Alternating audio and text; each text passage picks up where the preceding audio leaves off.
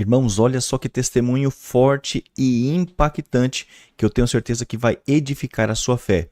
Mas antes, deixe o seu like nesse vídeo, comente, compartilhe e, é claro, inscreva-se no nosso canal.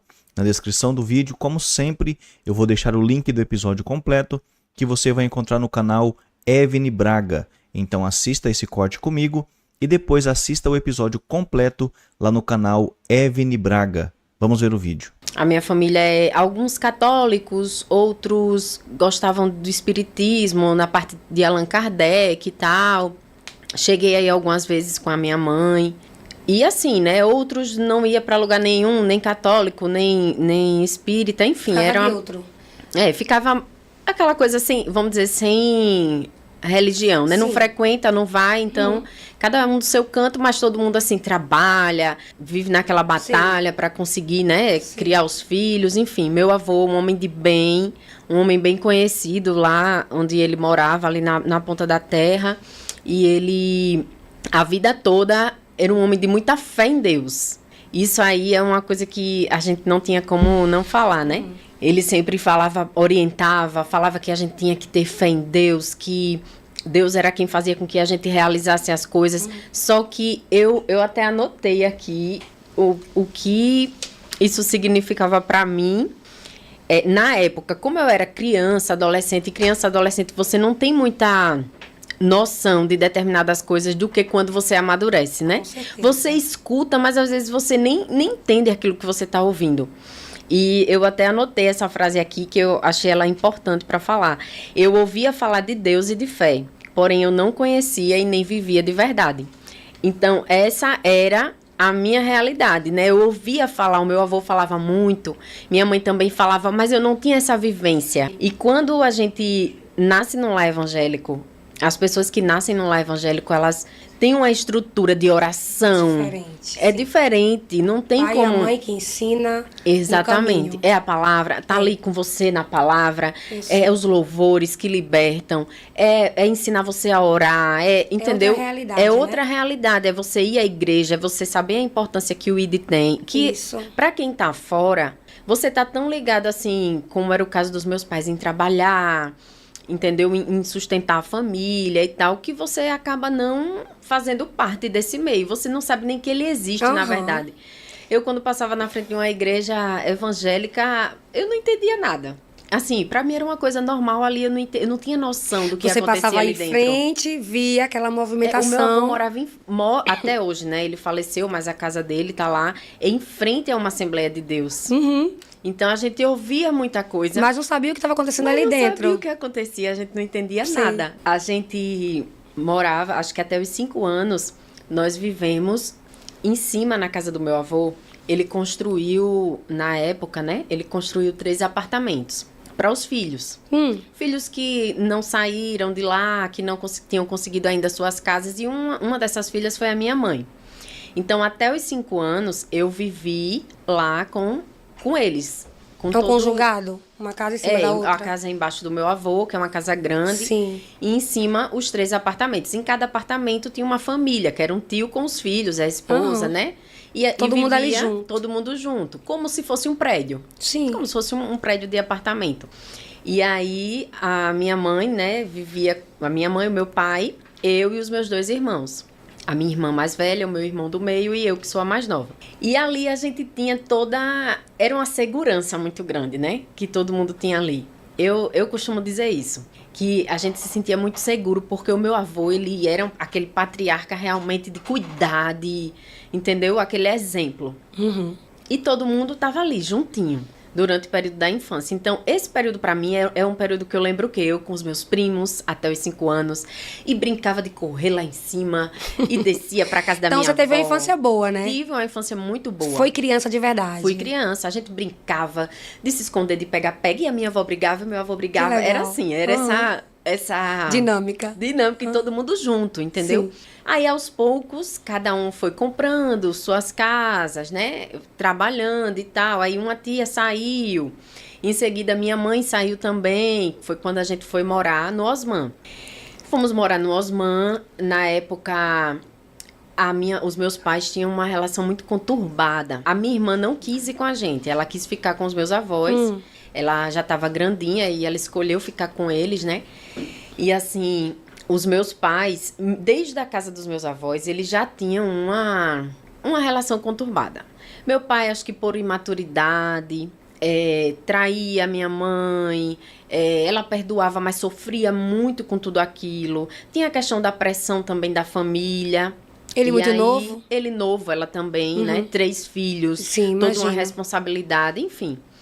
A minha mãe, ela segurou as pontas, né, durante muito tempo, em todos os sentidos, mas a gente via que ela sofria. A gente via, eu e meu irmão, né, como a minha irmã ficou com a minha avó, ela via e ouvia algumas coisas, mas ela não tinha noção de tudo. Sim. Mas eu e o meu irmão, nós estávamos ali sempre. E aí, a minha mãe não levava a gente pra lugar nenhum. Às vezes, ela pensava em levar pra católica, aí, tipo, levava no domingo de manhã pra uma missa. Só que não era uma coisa... Não era uma rotina. Exatamente. Sim. O que a gente via mais, que é o que eu me recordo muito, né? A gente viajava muito com os meus tios, às vezes pra Coruripe, às vezes para o litoral norte, pra Barra de Camaragibe. A família da parte da minha mãe sempre foi essa família de querer estar junto. Ano Novo, Natal. Isso, Sim, isso. tô entendendo. E aí, a minha mãe não levava a gente para religião nenhuma, mas ensinava, falava de Deus, né? Falava, às vezes, de alguma coisa relacionada a algum santo, da Igreja Católica. Era assim, eram coisas esporádicas, não era uma rotina. E a gente foi crescendo, né? Vendo todo o sofrimento dela, porque ela sofria muito. O meu pai, às vezes, saía, passava dias fora de casa. E a minha mãe ficava assim, uma pilha Porque de nervos, não tinha com duas telefone pra crianças. saber onde é que tava. Exato, Imagino. sozinha, os meus avós morando na Pajuçara e ela morando lá em cima. Ela se via sozinha com 2 crianças e muito nervosa, Trabalhava? muito desesperada. Trabalhava e deixava a gente na escola, ia pro trabalho e depois voltava pra buscar. Era aquela correria pra ela. E enquanto isso, o meu pai, eu não sei nem onde ele tava, né? Ele vinha pra casa, ele nos tratava bem, mas tinha essa ausência, que era uma ausência que hoje a sensação que eu tenho é como para viver a vida dele. Entendeu? Ele casou, ele teve filhos, mas ele continuou vivendo a vida dele. Ele não estava ali realmente, como outros pais que eu via de outras amigas, que eles estavam realmente vivenciando o dia a dia e tal. Ele estava muito ausente, passava muitos dias, às vezes, fora. Minha mãe não sabia onde ele estava, ele sumia.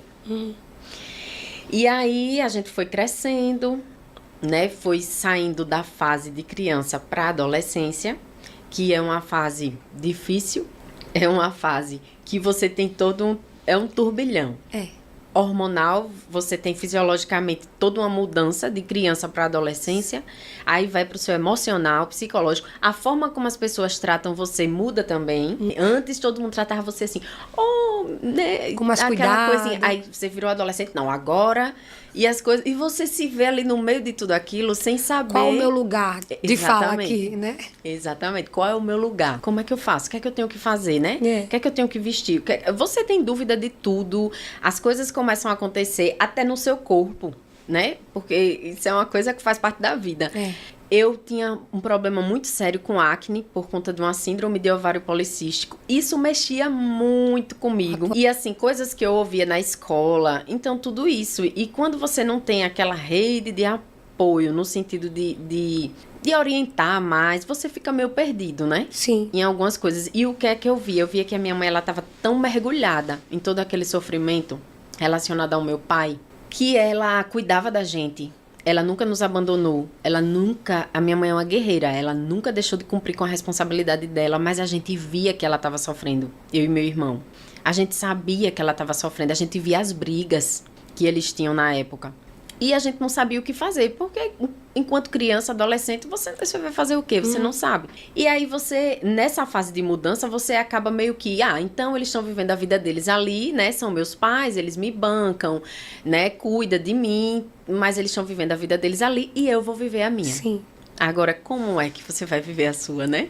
E é aí onde começou todo o pesadelo, vamos dizer assim. Porque aí eu entrei na fase da adolescência, conheci pessoas, tinha muitas amizades boas, meninas da minha infância, mas também tinha muita gente errada que eu permiti que entrasse na minha vida E eu comecei a gazear aula, mas eu passei a não me contentar mais só com aquilo ali, entendeu?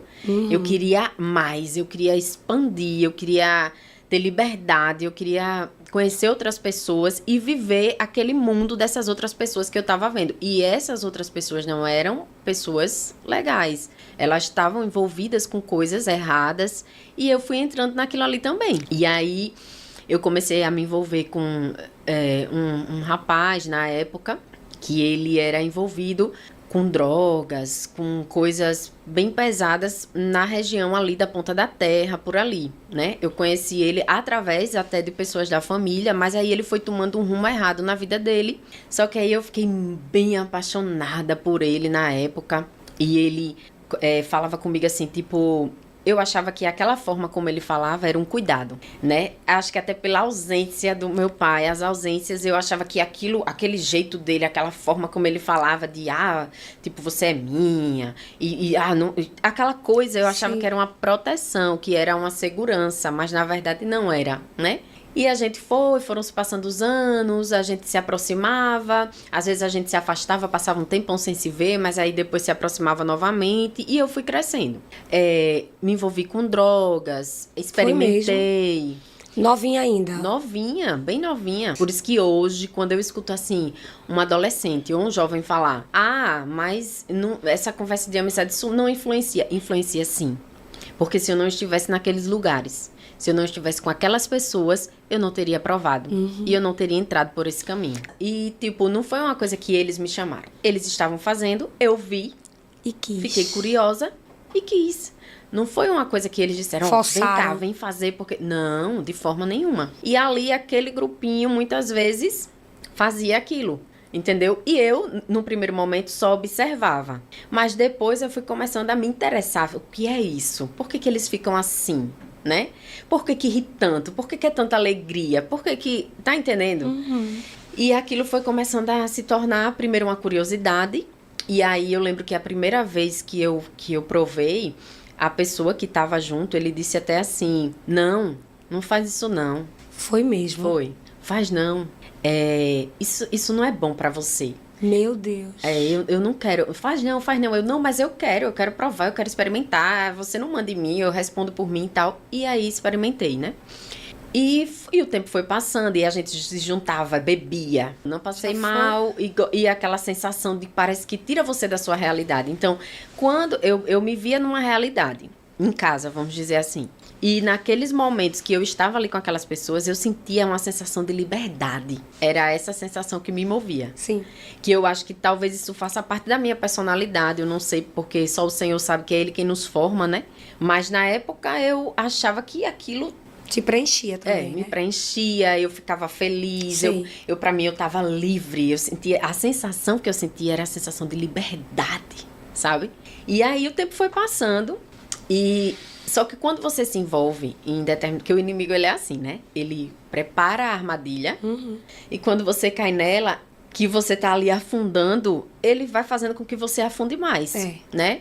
Jovens, adolescentes. Quantos adolescentes? Mas é porque o relacionamento dos pais não estava bom, é porque dentro da sua casa não estava bom. Isso não justifica, entendeu? Isso não justifica a escolha. Isso não justifica entrar por esse caminho.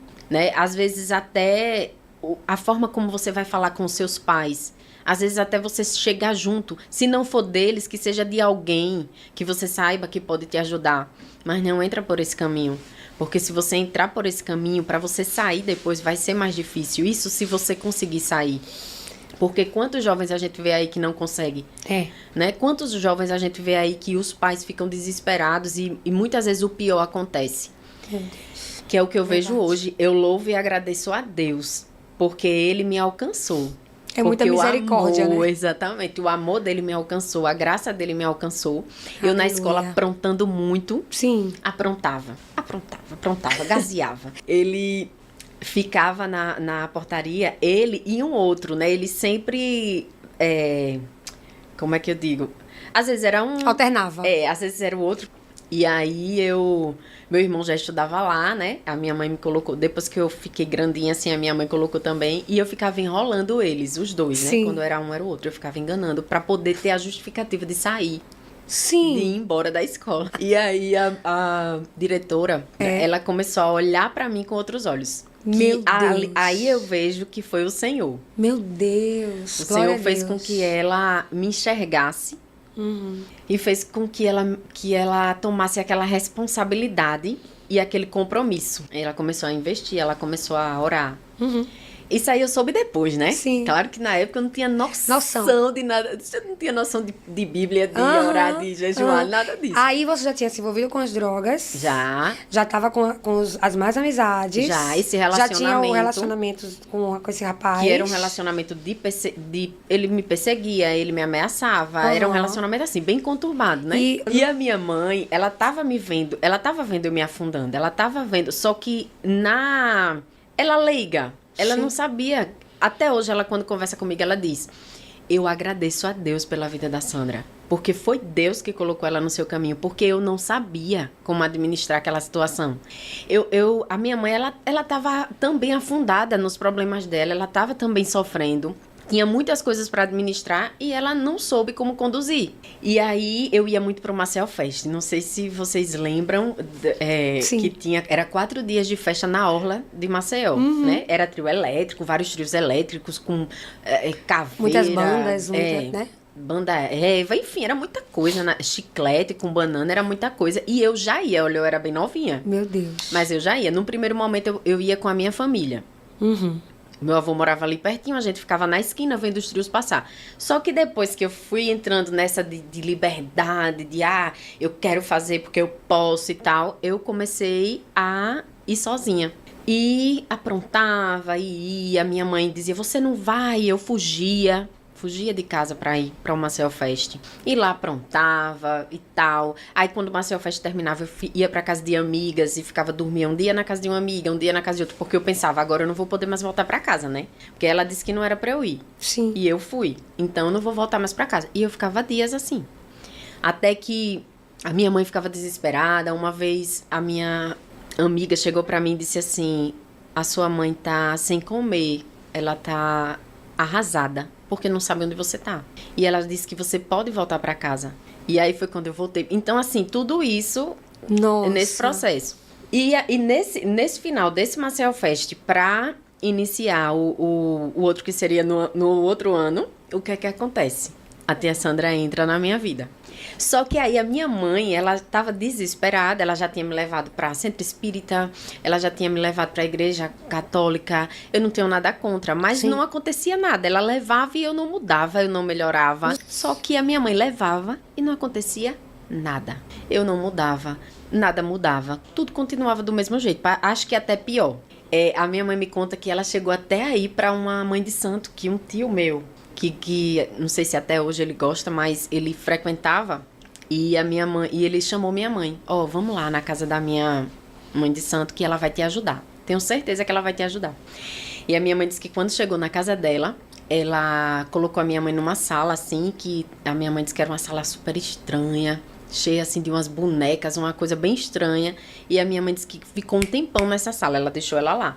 E ela disse que aquilo fez um mal pra ela. Ela começou a se sentir muito, muito mal, muito mal.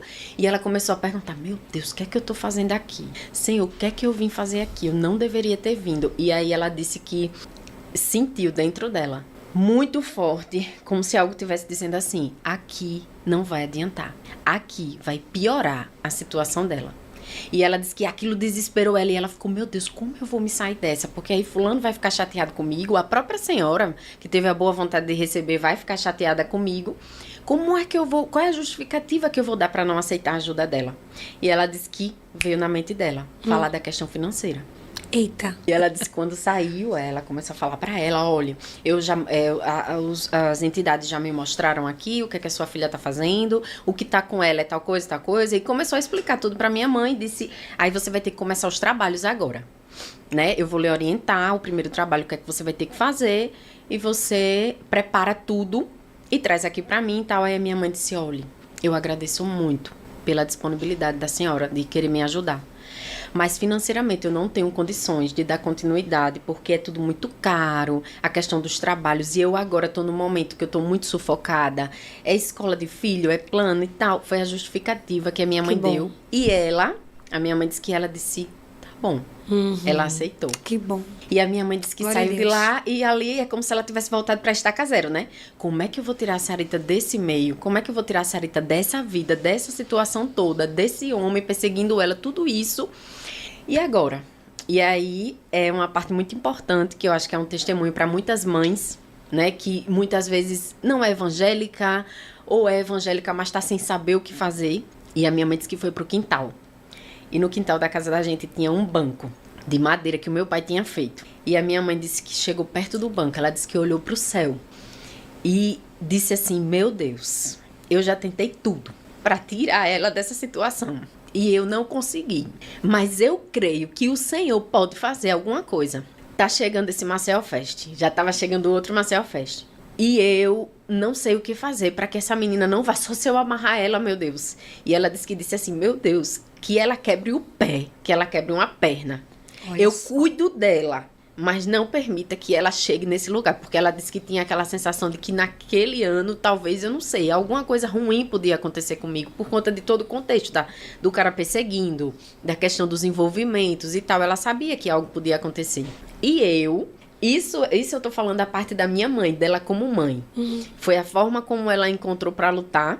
E aí eu digo pra ela, mãe, até hoje eu falo pra ela, Deus ouviu a sua oração. Glória a Deus. Ele ouviu o que você pediu e ele fez muito melhor. Como a palavra dele diz, que ele faz infinitamente mais daquilo que a gente pede ou pensa Glória a Deus. ou deseja. E ele realiza. Então, você pediu para ele quebrar minhas pernas, mas ele fez muito melhor, né?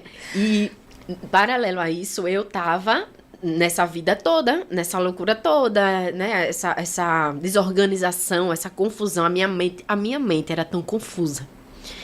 Às vezes, quando eu converso com algum adolescente, eu escuto a história de algum adolescente que a pessoa... Às vezes tá falando coisa com coisa e diz assim, eu não sei por que eu fiz isso. A mente fica confusa. O inimigo embaralha tudo. É como se fosse uma casa. É como se fosse um exemplo assim. É uma casa que tá toda bagunçada. Desorganizada. Eu acho que é por isso que eu gostava tanto daquele hino da Eliane, Tapera Velha. Porque ele, até hoje, ele me representa muito, né? Eu era uma tapera velha. Sem energia, tudo desorganizado. E Jesus entrou e clareou a casa, ajeitou as paredes e colocou tudo no seu devido lugar. Foi isso que aconteceu comigo. Você falou que a sua mãe fez nessa oração, você falou assim, e tinha não sei quem perseguindo. Como assim? Você Era está esse sendo rapaz, perseguida? era esse rapaz que ele ficava indo atrás de mim na escola, ficava na porta da minha casa. Aquele teu primeiro namorado. Isso, na esquina, armado. Te ameaçava? Ameaçava, armado. Armado? Com drogas. Ficava na esquina, quando eu passava, ele me abordava. E você disse que você tinha uma sensação de segurança quando ele falava, você é minha, você não é mais ninguém. Pra mim, eu, na minha imaturidade da adolescência, eu achava que aquilo era, não, é porque tá porque cuidando ele me de mim, ama. é porque ele me ama, entendeu? Mas, na verdade, não era nada disso. Sim. E o meu pai, eu lembro que uma vez, né, ele vendo toda aquela situação, vendo que o cara ficava na esquina e tal, e eu lembro que meu pai disse assim, será que eu vou ter que me agarrar com o diabo para poder tirar essa menina dessa situação? E Deus escuta tudo, viu? O Senhor, ele ouve até, mesmo você não sendo crente, como era o caso deles, mesmo eles não sendo evangélicos, mas o Senhor escuta. E quando Deus tem um plano na vida de alguém, quando ele escolhe alguém, é como se ele, lá de cima, eu creio que ele fica olhando e dizendo assim, vai vendo quem é que vai fazer, quem é que vai tirar o diabo dessa história. Aleluia. Vai vendo quem é que vai realizar aquilo que vocês não podem realizar, mas eu posso e eu vou fazer. E aí, a tia Sandra, né, ficava me chamando na sala dela e dizia assim, vamos orar. Aí eu... Lá vem ela com essa história de crente. E aí ela, história de crente mesmo. Vamos orar. E lê uma palavra. Era assim. Eita, glória. Aí ela orava, fazia uma oração. Aí dizia, toma a Bíblia. Pega aqui. Você que vai abrir, viu? Eu vou orar e o Espírito Santo vai fazer você abrir onde você precisa ouvir. Vamos lá, pega a Bíblia. Onde o seu olho bater, Deus vai falar com você. Menina. Meu Deus do céu, glória a Deus. Olha, eu abri a palavra e quando eu bati o olho, eu lia antes de entregar pra ela, né? Aí quando eu li assim. Uhum. Meu Deus. Sem acreditar. Aí ela, e aí? Aí eu, mas eu não. Não, o braço a torcer. Não. Ela, e aí? Aí eu, sim, aqui, ó. Então, me leia. Aí ela, Fala, Eita, Jesus, com ela, ela dizia. E eu ficava, Deus, quando é que isso vai acabar? Aí saía dessa. Aí todos os dias ela começou a fazer isso como um propósito. Ela chamava, orava, mandava tirar uma palavra. E ao mesmo tempo que Deus estava trabalhando na minha vida ali dentro da escola, quando eu saí, lá fora, tudo estava desmoronando. Eu estava cansada daquele caminho que eu tinha entrado. Eu não queria mais, mas não sabia dizer que não queria, porque ao mesmo tempo a carne gostava de algumas coisas. O rapaz perseguindo, ameaçando, ficava na frente da escola, o porteiro via, aí já dizia, aí já chamava a polícia. Até a polícia. Muitas vezes chamava a viatura para tirar ele dali. Uhum. Ele colocava coisa numa casa que tem em frente ao Dinâmico, ele colocava coisa assim no muro em cima, o porteiro via. E é claro que eles dentro da escola já estavam sabendo de toda aquela situação, mesmo sem eu falar, porque eles estavam vendo, Deus estava permitindo que eles vissem. Mesmo sem eu dizer o que eu estava sentindo, eu não sabia, Evelyn, como falar, como pedir ajuda. Eu não sabia. Eu não sabia como chegar para alguém e dizer, me ajude a sair dessa situação. Porque eu achava que eu gostava dessa situação. Uhum. Mas dentro de mim tinha um grito. Hoje eu defino como um grito. Era como se fosse um grito da minha alma. Que eu, Sarita, não conseguia colocar esse grito para fora. Mas o Espírito Santo fez com que ele saísse por ele, entendeu? Ele levou para Deus aquele gemido, aquele grito, aquela angústia, era um buraco que eu tinha aqui. Que eu não sei como aquele buraco apareceu. Eu não sei em que momento da minha vida esse buraco esteve aqui, eu não sei. Eu sei que era um buraco que eu achava que com aquelas coisas eu ia ocupar esse espaço, mas eu não conseguia ocupar. Depois eu me via com um buraco novamente. E ali eu ia afundando, só fazendo uma coisa, fazendo outra, fazendo uma coisa, e afundando naquela situação. Esse menino era a mesma idade que você? Ele era mais velho, um pouco mais velho.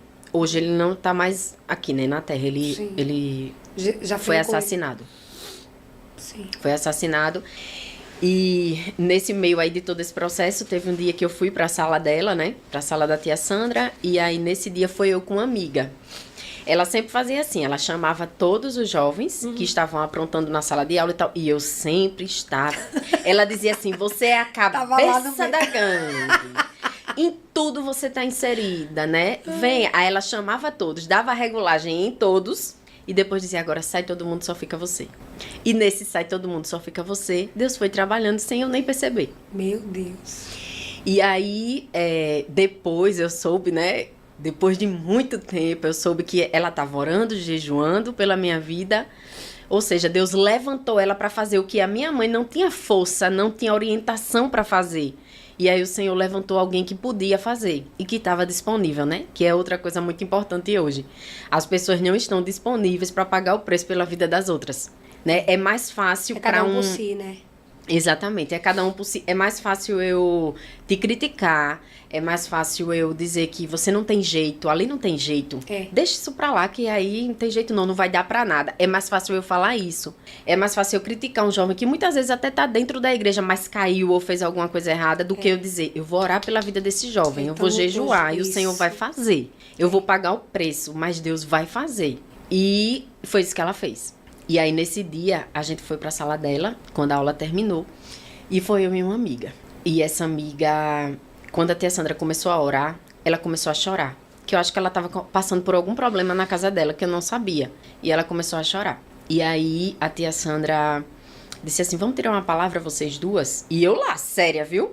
O mundo desabando pra mim, e eu lá. Quando eu ia pra sala dela, eu ia debochando, assim, ia tipo, vai na onda que eu vou aceitar isso e tal, acha que vai me convencer. E eu lá, sério, e a minha amiga chorando, e eu lá, olhando pra ela. Aí ela disse assim, vamos tirar uma palavra, e eu comprei um negocinho de promessas pra você. Aí eu, pronto.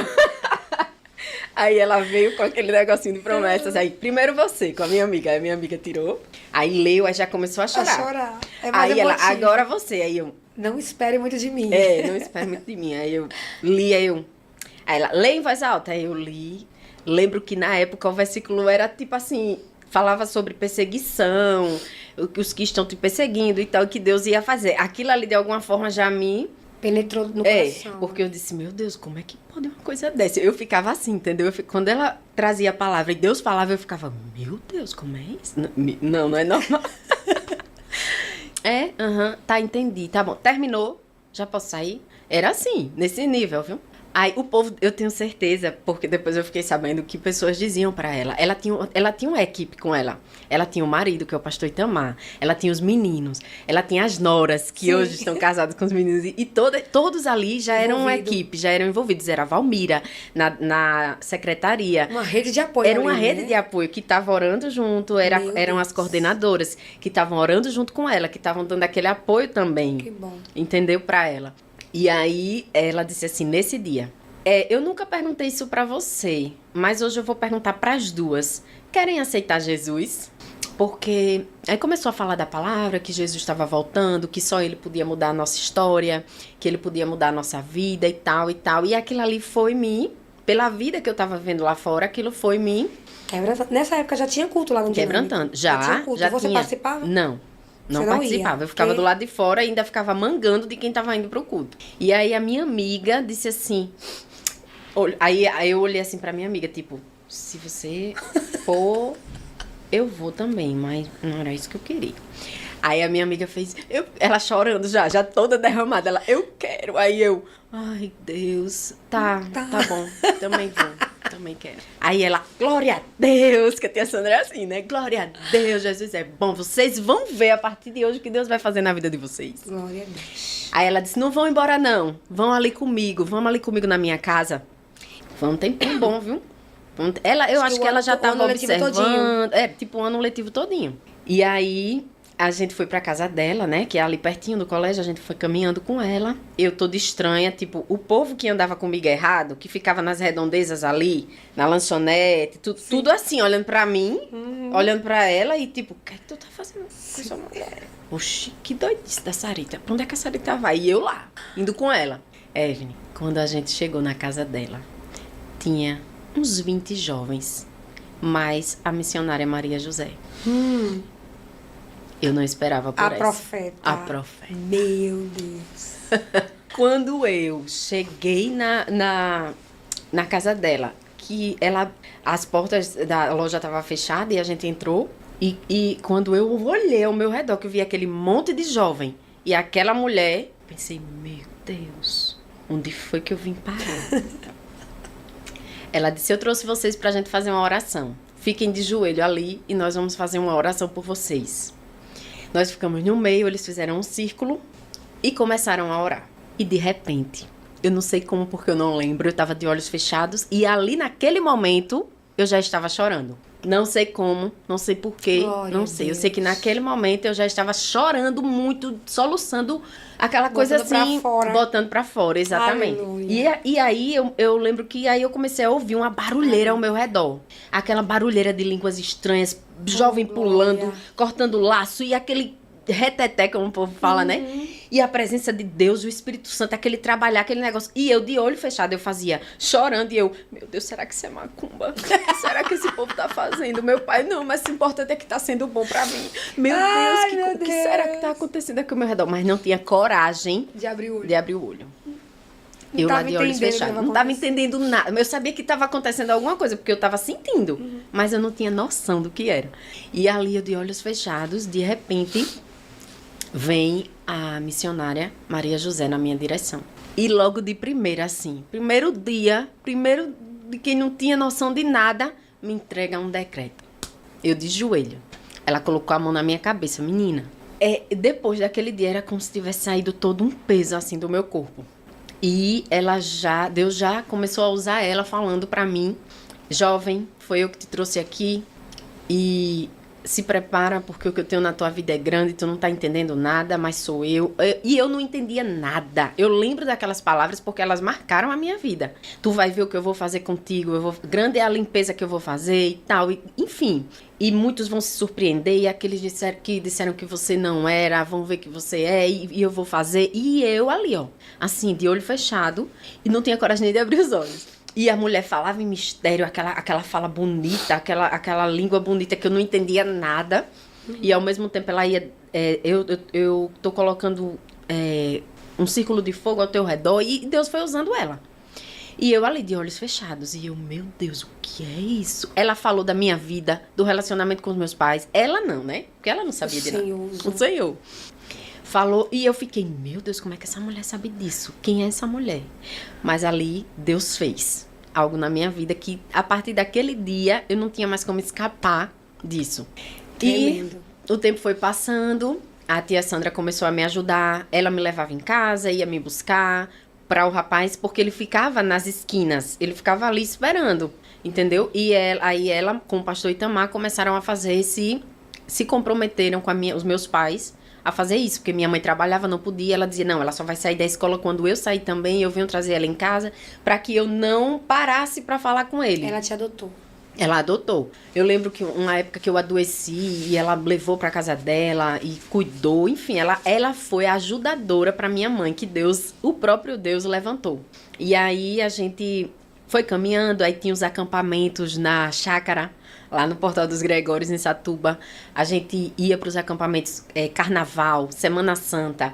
Era uma sede que aqueles jovens tinham. E eu passei a ter também, entendeu? E muitas coisas aconteceram naqueles acampamentos.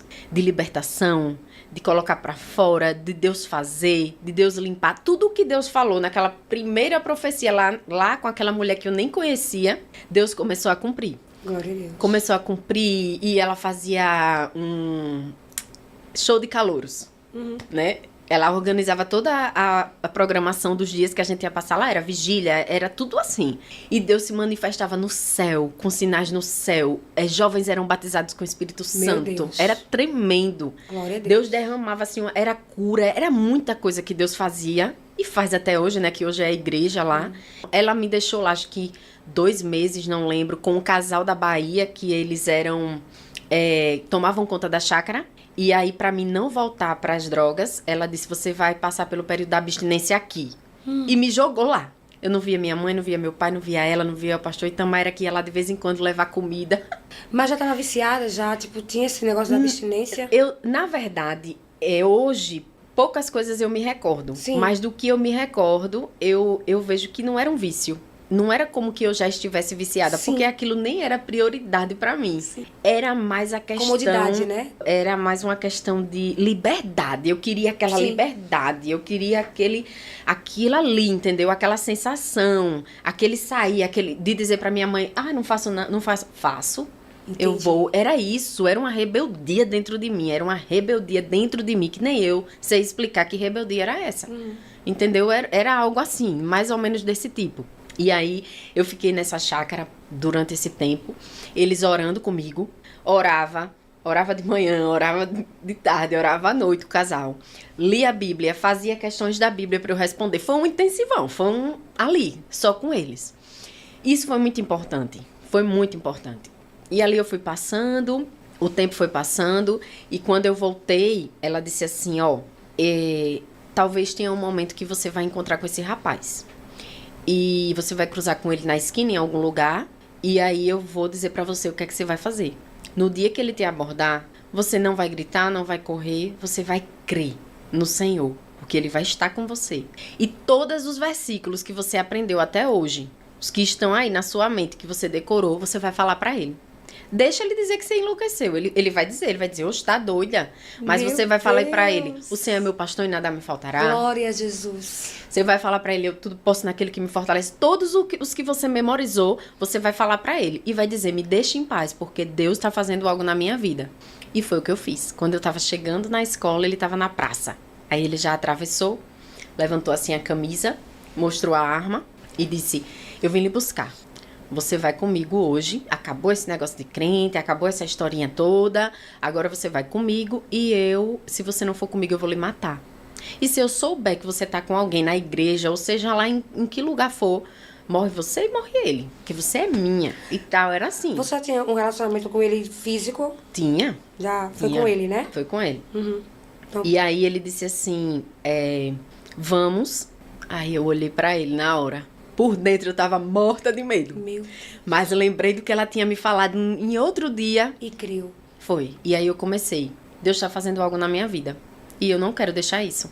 Porque eu tudo posso naquele que me fortalece. Porque o Senhor é meu pastor e nada me faltará. Porque eu elevo meus olhos para... Eu comecei a falar todos os versículos que eu tinha decorado para ele. E ele ficou... Evne, ele ficou assim, ó. Nesse jeito. Ele era cheio de tatuagem, todo... Ele ficou assim, ó. Ele paralisou, ficou assim, ó. Olhando para mim, estátua. Eu continuei andando. O porteiro da escola já estava na esquina, porque ele viu Observando tudo. Abriu o portão e disse, venha, me colocou pra dentro. Mas também quando eu entrei, eu tava assim, ó. Que tremendo. Tremendo, com aquela sensação de medo. E ao mesmo tempo, ai meu Deus, eu não acredito que eu consegui. Eu não acredito que isso deu certo. Entendeu? Aquele misto. Ele simplesmente parou, não conseguiu fazer nada. Você continuou caminhando. Nada. Ele ficou assim, ó. Tipo, que loucura é essa? Entendeu? Que maluquice é essa dessa mulher? Que ela tá...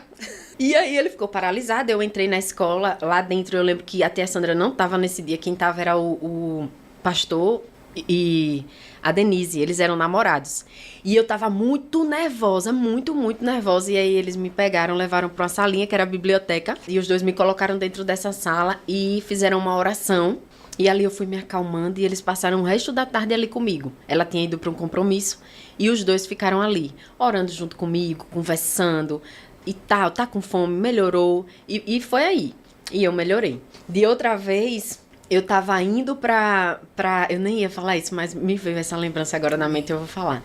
Eu tinha ido com a minha mãe resolver algo e a minha mãe precisava ir pro trabalho e já estava atrasada. Ela disse, eu não vou poder deixar você dentro de casa como eu queria. Meu Deus, e eu não queria deixar você ir sozinha. E agora, o que é que eu faço? Olha, Sarita, você vai direto pra casa, você não fale com ninguém, você não olhe nem pro lado e tal e tal. Quando eu desci do ônibus, que cheguei na rua do Osman, uma rua que é antes de chegar na minha casa. No estacionamento ali Onde fica, era antigamente um colégio Nova Geração, que é a primeira rua ali do Osman. Quando eu fui entrando naquela rua, quando eu desci do ônibus, dentro de mim, eu senti, ele tá te esperando.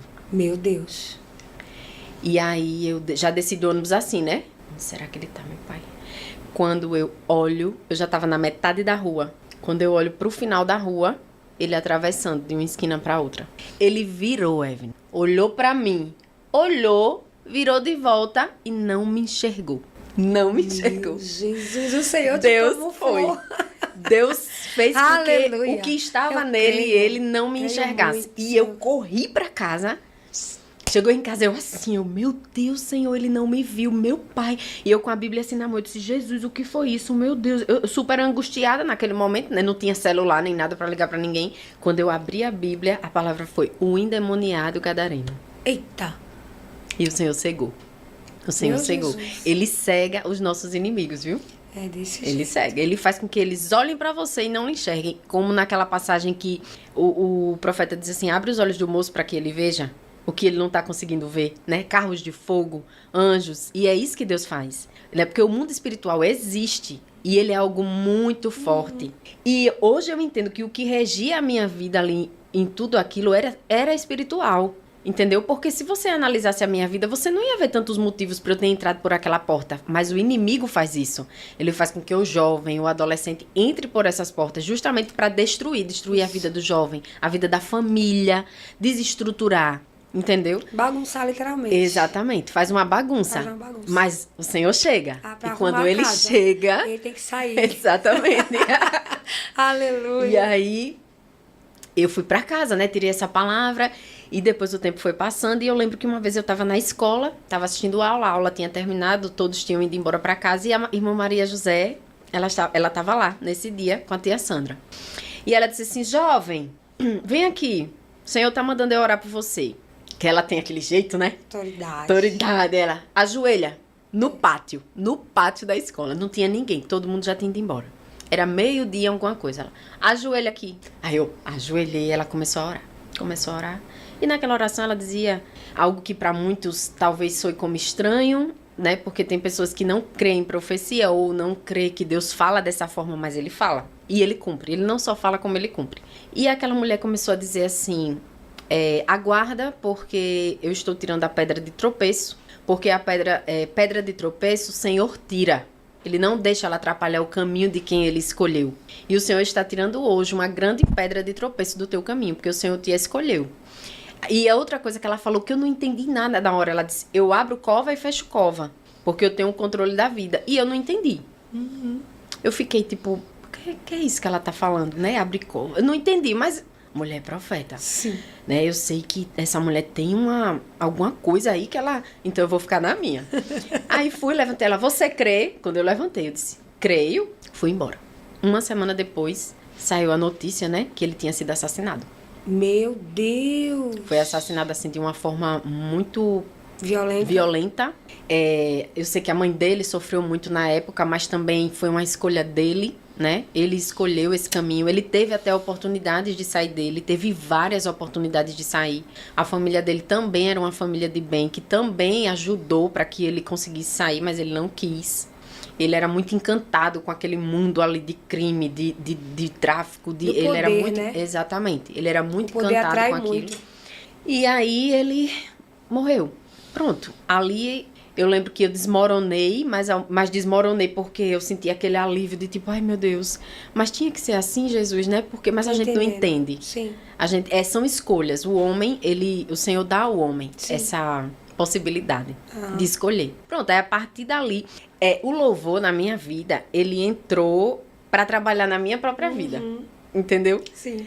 Não foi, o louvor na minha vida, ele nunca foi para os outros. Nunca foi sobre os outros. Sempre foi sobre Deus e eu. Porque é através do louvor que Deus foi me libertando. Foi limpando, foi tirando. Ele foi fazendo aquilo que realmente o louvor faz, que é libertar, né? Glória a Deus. E Deus foi me moldando, foi tirando muita coisa de dentro de mim, foi me curando, foi sarando traumas que eu tinha, que nem eu sabia que tinha, através do louvor, no dia a dia, dentro de casa mesmo, através da adoração. Tanto é que muitas vezes Deus usava pessoas para mim, quando eu louvava na igreja, o pessoal dizia, o louvor que Deus tem na tua vida, ele é um trabalhar de Deus primeiramente contigo, e o que Deus trabalha contigo, ele te usa para trabalhar com outros. Mas eu não entendia, né? Eu não entendia isso. E aí eu lembro que depois eu saí na época, né, saí da Batista, que a gente ficou naquela primeira igreja batista ali da Bomba do Gonzaga. Passamos um tempão lá, aprendi muita coisa. E depois eu fui para a Avenida Maceió, para a Assembleia, para a Missão. E fiquei um tempo lá. E essa parte do louvor era uma parte que eu também não ia falar, mas eu vou falar um pouquinho sobre ela. Ela foi uma parte marcante, muito marcante para mim, porque eu fui muito perseguida e apedrejada por causa dela. E me assustei, porque quem estava vindo de onde eu estava vindo não entendia. Eu não sabia Gente, eu não sabia o que significava a palavra ministério. Eu não sabia o que era ministério. Ministério é uma igreja, né? Eu achava que quando alguém falava, não sei o que, do ministério, eu pensava que era um ministério à igreja. Sim. Mas não o ministério de pregar, o ministério de interceder. Não tinha noção disso. De onde eu vim não tinha isso. Eu não sabia o que era isso. Sim. Entendeu? E aí eu recebi, quando eu cheguei lá, eu recebi aquela pancada dessas questões que me deu medo. Então eu sabia que não era, que o louvor não estava falando... Sim. Porque, como eu tô dizendo, eu não sabia o que era ministério, eu não sabia nada disso. Então, eu me assustei, porque eu pensava, eu louvo porque o Senhor me dá a oportunidade. E aquilo Deus trabalhava na minha vida, entendeu? Sim. Me libertando de tudo aquilo que eu estava trazendo, de toda aquela bagagem. E eu fazia, que é uma coisa que eu digo até hoje, que sai de dentro, mas não com a intenção... Sim, de se promover. De se promover. Isso era uma coisa que eu nem pensava, porque eu não sabia que existia. Um dia eu cheguei em casa, eu disse, eu não quero mais isso. Sério? Rasguei todos os convites. Rasguei todos os convites e disse, eu não quero mais. Se isso existe, que eu não sabia que existia, o Senhor levante outra pessoa e dê para quem quer, porque eu não quero. Não é isso que eu quero. Não é para isso que eu queria. Então, para mim, acabou aqui. Rasguei tudo e voltei pro mundo. Meu Deus. Foi. Isso pesou muito na minha vida. Do nada, você cansou daquilo tudo, daquela perseguição, daquela Cansei, coisa. eu cansei de tudo. E outra, eu comecei a trabalhar, ajudando na época a minha cunhada, numa loja que ela tinha. E ali eu conheci uma pessoa. Entendeu? Nesse meio tempo, olha o que foi acontecendo. Você queria, digamos, com a desculpa para um escape para Exatamente. E aí, uma coisa completou a outra. Eu fui conhecendo essa pessoa, fui me envolvendo. Claro que o inimigo já foi uma Claro, ação do hoje inimigo eu sei ali. disso. Olha, tá vendo? Você não adianta, pra que ficar insistindo nisso? Você quer construir sua vida, quer construir uma família, quer fazer sua vida, tu vai estar perdendo teu tempo com uma coisa que não faz parte de você, da sua identidade, que não é pra isso que você quer. O louvor pra mim não era pra isso, entendeu? Porque Evelyn, eu não tinha maturidade pra entender. Hoje eu entendo a dimensão para o que Deus usa o louvor. Hoje eu entendo a ferramenta, muito forte. entendeu? E justamente por o inimigo saber disso, ele já estava trabalhando do outro lado, que era a questão amorosa, de querer ter alguém. Qual é o adolescente e o jovem hoje que não quer ter alguém? A pessoa pensa logo, ai meu Deus, é porque eu que tinha problema com acne, eu nunca vou conseguir ninguém e tal, nananã. Porque eu não entendia, você se sente a pior pessoa do mundo, entendeu? Você acha que a fulana é mais bonita. Na cabeça do jovem, do adolescente, ele não tem maturidade para saber dividir as coisas, entendeu? Ele enxerga por uma ótica diferente, justamente por conta dessa questão da mudança de tudo, da fase de criança para adolescência, para juventude. E aí eu pensava, eu preciso de alguém, mas dentro da igreja ninguém me interessa. E foi quando apareceu esse rapaz. E a gente começou a se envolver. E eu lembro que na época Deus usou alguém, que foi até a missionária Célia, que ela entrou na minha vida também como uma mãe, assim como a tia Sandra. Foram pessoas que Deus foi levantando, a Sônia, para me ajudar na época.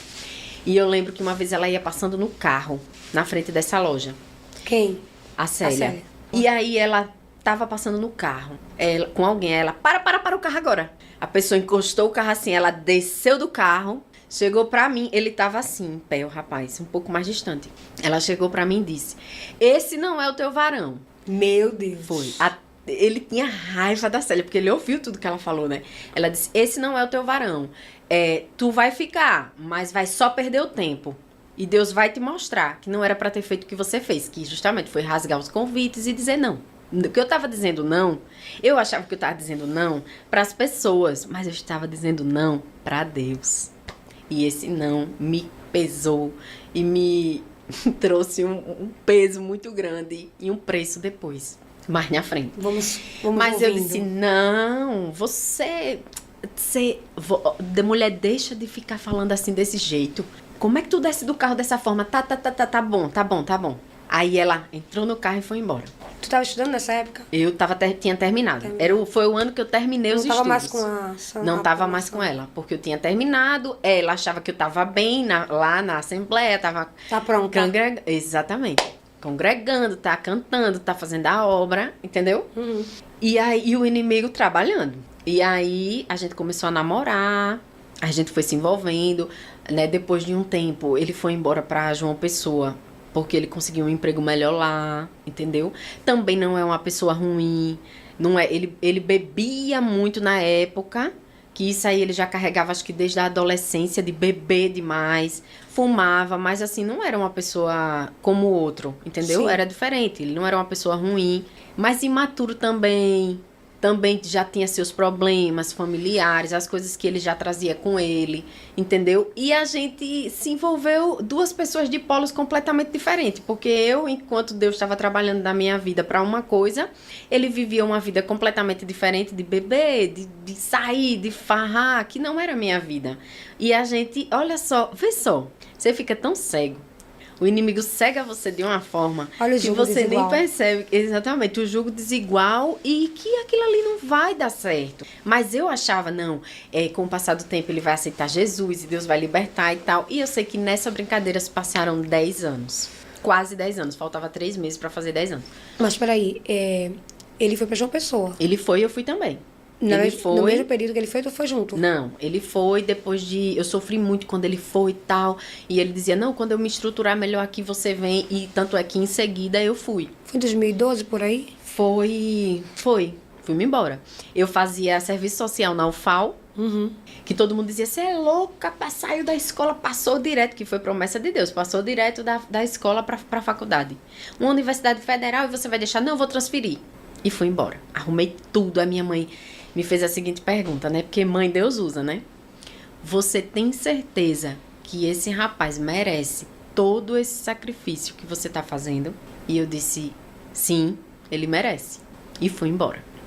E lá muitas coisas aconteceram, né? Que foi toda aquela questão que eu te falei do aborto. O aborto foi por conta de um ovário policístico. O cisto estava muito grande no ovário direito. Aí eu passei pelo aborto, tive que fazer a curetagem, que é péssimo. Tudo sozinha, sem ninguém da minha família lá. Só eu e ele. A gente primeiro foi morar num lugar que tinha várias pessoas da família dele, mas é só enquanto alugava um outro lugar, depois alugou Nada e de saiu. igreja. Ali eu tava conhecendo o lugar, né? Eu ainda não tinha visualizado as igrejas, o que tinha, fui assim, né? E eu com ele, a gente saía, ele bebia, muitas vezes eu bebia também. Acompanhava. Não como antes. Aquilo, uma coisa importante também que eu acho que eu tenho que falar. Quando Deus nos liberta de algo, ainda que você queira voltar, ele não permite. Você está ali, mas você diz assim, eu não sou daqui. Droga, isso aí eu já não se passava mais nem na minha mente. Sim. Era uma coisa que tinha ficado pra trás. Todo aquele processo, aquele intensivão que eu vivi, realmente o Senhor ali me libertou, ele limpou. Ainda que eu quisesse, não tinha como mais.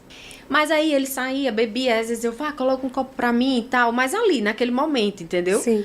Ali todo mundo junto, a família dele também, o pessoal gostava de beber muito lá e tal, e pronto.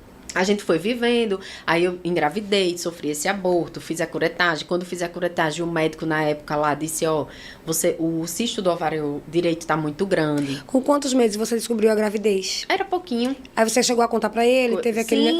teve aquela aceitação de que você tá grávida? Sim, Teve. ficou feliz demais e tal. Pronto, aí, só que aquele relacionamento conturbado. Ele te traía? Era um relacionamento conturbado. Até um determinado momento eu digo que não, porque eu nunca descobri nada. E eu falava pra ele que isso era uma característica importante que fazia eu admirar ele, que era o fato de não ter essa questão da traição. Ele bebia e tudo, mas não tinha essa questão, porque eu nunca tinha ficado sabendo de nada. Sim. Eu fiquei sabendo no final. Nossa.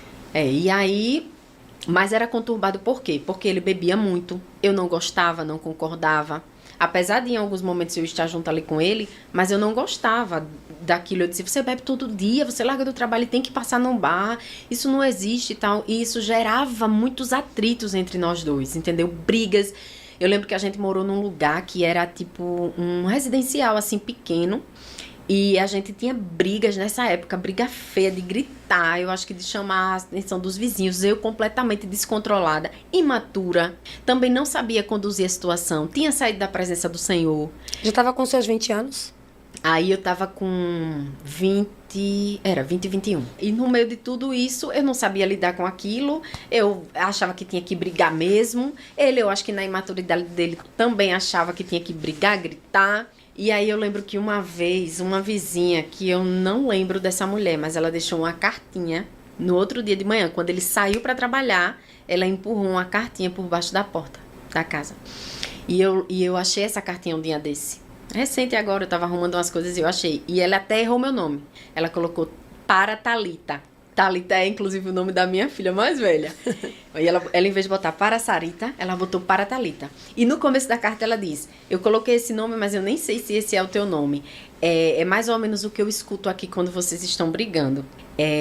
Eu não quero que você fale pro seu marido que eu te escrevi essa carta, mas como mulher e como quem já viveu essa situação que vocês estão vivendo hoje, eu quero dizer que não é isso que Deus tem pra sua vida. Meu Deus. E que se você continuar, cada vez mais isso vai piorar. Tome uma atitude, saia dessa situação. Ele Isso chegou a não te vai bater? melhorar. No Empurrar? final, de bater não. Mas de um empurrão, de alguma coisa. Mas eu também ia pra cima. Sim. Entendeu? Então era uma coisa meio que... É como eu disse. Reação. É conturbado. É tudo muito perturbado, entendeu? Quando você tá num cenário desse, é tudo muito, muito doido, muito louco. Uhum. Completamente desestruturado. A palavra eu acho que é essa, desestrutura. E aí ela escreveu nessa carta, eu espero que você consiga sair dessa situação, porque se você continuar vai ser disso pra pior. e tal, e deixe ele viver a vida dele do jeito que ele quer. Você não vai mudar ele, você tá se enganando. E tal, e tal. Essa mulher escreveu isso. Até hoje eu não sei quem é essa mulher, não conheço. E eu fiquei, depois que essa mulher mandou essa carta, caiu a minha ficha. Tipo assim, meu Deus, todo mundo aqui ao redor tá ouvindo as brigas, os gritos, os choros, tudo que tá acontecendo aqui entre nós dois. E realmente isso não acaba nunca, porque ele ficava tipo 1 mês sem beber, tranquilo, indo pra casa. Depois ele começava tudo de novo. E aí começava toda aquela luta e toda aquela briga novamente. E foram se passando os anos. Se passando, aí eu fiz a cirurgia do ovário. Ele me ajudou naquilo que estava dentro da possibilidade dele. Cuidou de mim, cuidou, ajudou.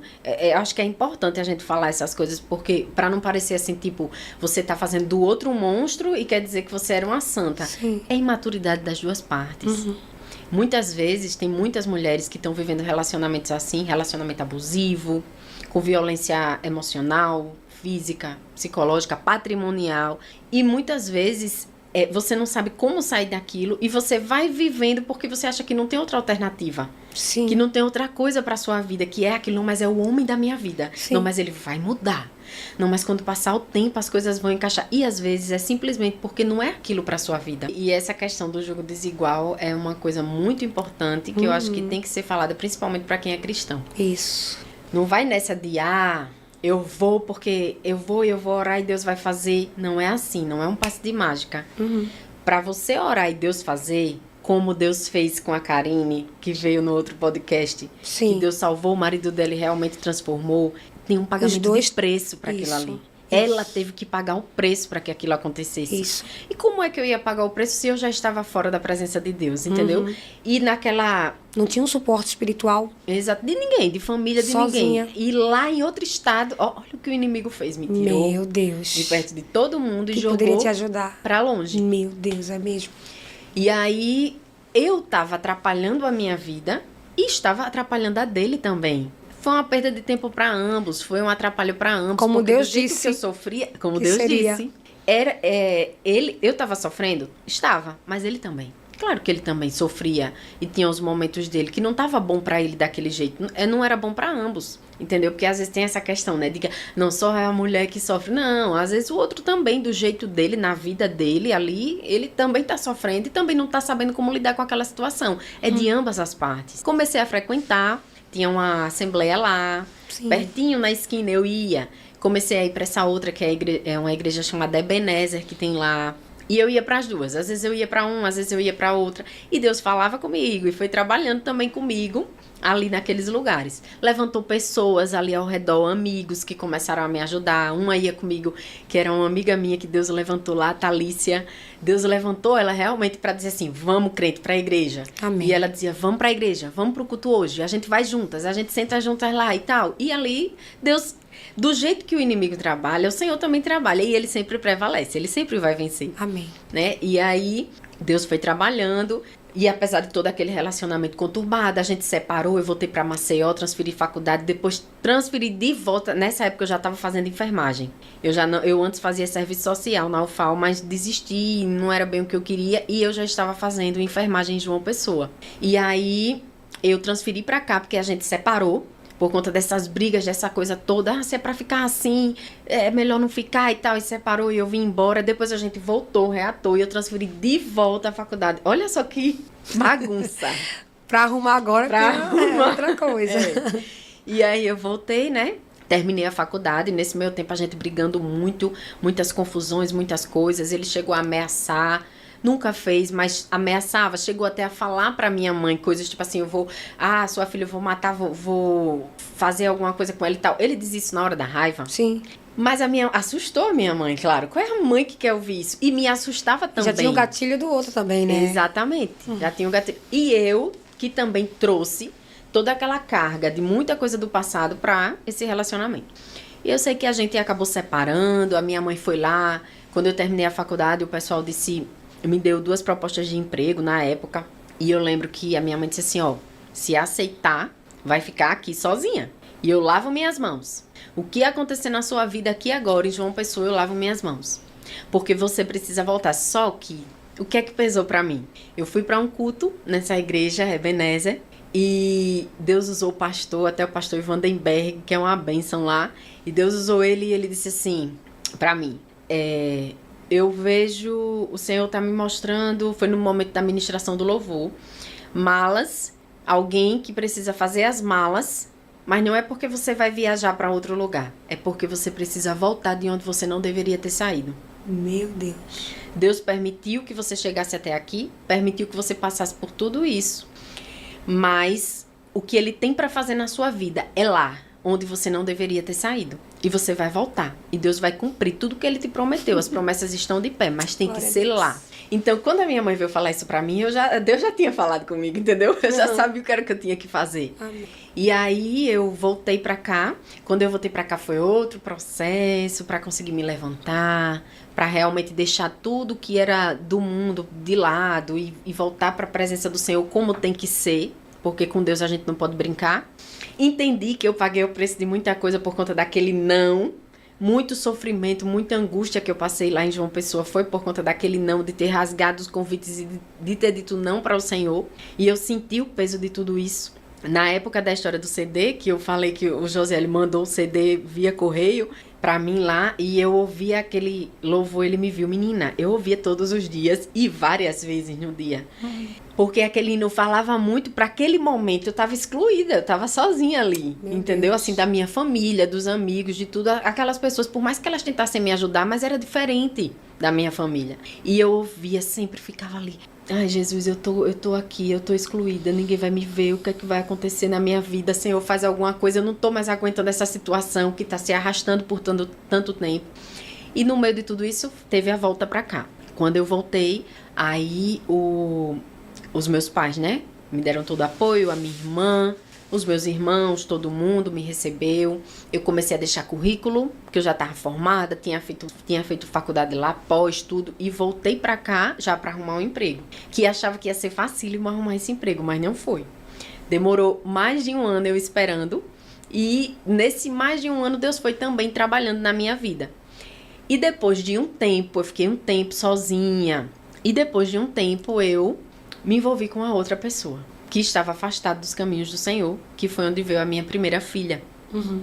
E aí, todo mundo dizia assim, Evelyn, pra mim, os ginecologistas, os médicos que me acompanhavam, por conta da questão do ovário policístico e tal, eles diziam, você não tem facilidade para engravidar. E eu tinha passado todos aqueles anos casada e realmente não tinha engravidado. Você tem um problema sério, você tem que fazer um tratamento para poder engravidar, parar de tomar anticoncepcional, que eu tomava anticoncepcional justamente por conta do problema no ovário, para controlar a questão dos cistos. E aí eles diziam, não vai ser fácil e tal, e eu confiei naquela palavra. E fui me envolvendo com essa outra pessoa, me apaixonei, achei, não, agora vai dar certo. Ele falava muitas coisas, tipo assim, pra mim, não, vamos pra um canto nosso, vamos casar, vamos isso e tal. Mas, ao mesmo tempo, ele tinha atitudes que mostravam que não era isso. Mas eu fui me deixando envolver, fui me deixando enganar, fui me deixando envolver, que é o que acontece com muitas mulheres hoje.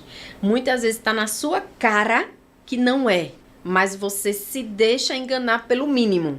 O mínimo que é falado engana você enquanto tá ali a tela aberta, o Senhor te mostrando, tu vai aguentar isso aqui, tu vai querer isso aqui, mas você prefere se agarrar naquele pequenininho. Deus vai dando os sinais pra você não se enganar, e você pra se você engana. saber onde você tá entrando. E é justamente sobre isso. Você vai aguentar isso aí? Exatamente. Você quer mesmo assim? E eu sei que nesse tempo, aí passou um ano, aí foi aberta a porta de emprego pra mim, eu comecei a trabalhar. E com um ano certinho, eu engravidei. Que foi um susto, porque eu tomava anticoncepcional e ainda ouvia dos médicos, não, você pra engravidar é algo... Meu Deus. E eu acreditava, né? Eu não queria ser mãe. Queria começar a trabalhar como enfermeira, viajar, curtir minha vida, quem sabe ter alguém. Mas era isso que eu pensava. Ir pra igreja. Você já tinha quantos anos aí? Aí eu tinha 20 e acho que 29, por aí. 29 e 30, por aí. Sim. E aí o louvor eu dizia, Deus, eu já disse não mesmo, né? Já não segui por esse caminho. O Senhor já levantou outras pessoas. Eu vou pra tua casa, eu eu quero a salvação, porque eu tinha muita preocupação com a questão da salvação. Sim. Eu dizia, meu Deus, se Jesus voltar, desse jeito eu fico. E eu não quero não Jesus ficar. Quando a trombeta tocar, Jesus, eu não quero não. Isso era uma coisa que me afligia muito. Sim. E aí eu ficava nessa, né? Não, eu quero só ir, eu vou pra tua casa, frequento, se for pra ajudar em alguma coisa eu ajudo, mas eu não quero me envolver, eu não quero mais essa questão da responsabilidade. O não continuava de pé pra isso. Eu queria a salvação, mas não queria fazer o que Deus queria, né? Meu Deus. E aí a gente se envolveu, engravidei. Foi aquele susto, porque o relacionamento já não tava bom, já tava praticamente pra acabar. Tava morando com ele já? Não. E eu indo pra igreja, aí já tinha parado de me envolver nas coisas da igreja, porque ali eu já tinha caído. Então eu já não tava mais, porque eu sempre tive essa consciência. Se eu tô errada, eu acho que não se mistura. O altar, as coisas de Deus, eles não podem se misturar com o seu pecado, o seu cair. Mas no momento em que você tá caído, que você tá fazendo e tá praticando aquilo, você tem que ter consciência. Sim. Não, eu não queria misturar. Sim. Eu sempre pensava assim, se eu tô firme, se eu tô crente, eu sempre fui muito sincera. Eu sempre tive essa característica muito forte. As Sim. pessoas que convivem comigo de perto, elas sabem. Sim. Eu posso ser chata, posso ser até abusada, mas eu não vou ser falsa. Eu vou ser sincera. Glória a Deus. E com Deus era porque ele tá vendo tudo. Ele tá sondando o coração. Eu não sei, às vezes eu fico olhando assim pra determinadas pessoas e eu digo, essa pessoa quer enganar quem? Porque o principal é o Senhor. Ele é o principal. É. Se você não for sincero com ele, você vai ser com quem? É. Porque com ele tá vendo você por dentro, ele tá vendo você sem nada. Sua essência. Exatamente. Então, de que vai adiantar você dizer, ah, não, eu tô crente, tá tudo lindo. E pra Deus você, Deus, eu tô aqui, o Senhor, fazendo o que não é pra fazer. Sim. Totalmente errado, dando vazão à sua carne. E você tá aí levantando a mão e dizendo, Deus, eu tô aqui. Não é assim que funciona. A gente sabe que não é assim que funciona. Quando você se converte, é diferente. Ali você tá engateando, o Senhor tá ali trabalhando na sua vida. Mas a partir do momento que você conhece a palavra, que você sabe como tem que ser o seu proceder e você não faz, você tá errado. Por exemplo, tem gente que vai pra igreja, tá em pecado, toma Santa Ceia. Toma Santa e é como Ceia, se fosse sobe no normal, púlpito, não pesa a consciência. prega, É. canta. É. Não tem temor. E, menina, eu Não fico tem assim, eu temor. digo, enquanto eu, ao mínimo de errado, eu já tava, ó. Você A tem primeira temor. coisa que eu fazia era, eu não quero oportunidade. Eu não posso ter oportunidade estando da forma como eu estou. Isso tá errado. Misturando o sagrado com o profano, né? Exatamente. E aí, eu engravidei. Quando eu engravidei, ele meio que me rejeitou, né? Disse coisas que eu nem tenho coragem de falar assim, porque e seriam até uma exposição, não só pra mim, pra ele e também pra minha filha, mas disse coisas que me magoou muito, porque eu jamais faria aquilo que ele falou. E eu disse, não, meu Deus, eu vou gerar essa criança, porque eu sei que se eu fizer qualquer coisa, eu já tô errada. Sim. Eu vou ficar mais errada ainda. E eu vou ter essa criança, mas eu fui passando uma gestação de revolta. Meu Deus. Eu comecei a rejeitar a gravidez, porque tipo, eu queria viajar, eu queria curtir minha vida, eu queria trabalhar. E veio essa gravidez que os médicos diziam, não, você para engravidar tem que ser assim. Então, porque eu esqueci, naquele mês, 2 dias de anticoncepcional eu engravidei, como é que pode? Se eles diziam que ia ser uns 6 meses e talvez até com tratamento, como pode? Mas aí é o próprio Deus já trabalhando. Que eu só vim entender mais na frente. E aí eu dizia, quando nascer, não quero. Quando nascer eu vou doar, eu vou dar pra minha irmã. Eu não vou querer, eu não queria ser mãe, não era isso que eu queria pra minha vida. Eu não queria ser mãe nesse contexto. E eu sofri muito na gravidez. Então, inicialmente você rejeitou. Rejeitei, emagreci demais, eu chorava todos os dias. Eu passava o dia chorando, à noite eu dormia chorando. Teve um dia que eu lembro que eu deitei na cama pra dormir e eu disse assim, meu Deus, não foi o Senhor que colocou ela aqui dentro? Ah, pois o Senhor que cuide. Eu não vou deixar de me abaixar, eu não vou deixar de subir em nada, eu não vou deixar de trabalhar, não vou deixar de fazer, não vou ter cuidado com nada. O Senhor colocou, o Senhor que faça segurar. Meu Deus. Nesse nível. E nesse dia eu adormeci. Adormeci assim, virada pra parede. Quando eu adormeci, eu tive um sonho, mas foi um sonho muito real. Alguém vinha por trás de mim, como se estivesse todo de branco, tudo de branco assim, e eu não via rosto, era aquela coisa bem clara, veio por trás de mim, colocou a mão na minha barriga e disse assim, só que colocou a mão na minha barriga, não por fora, não externamente, como se fosse por dentro do bebê. Ai, que lindo. E disse assim, fique aqui nesse cantinho para não ouvir as besteiras que a sua mãe fala, porque eu estou cuidando de tudo.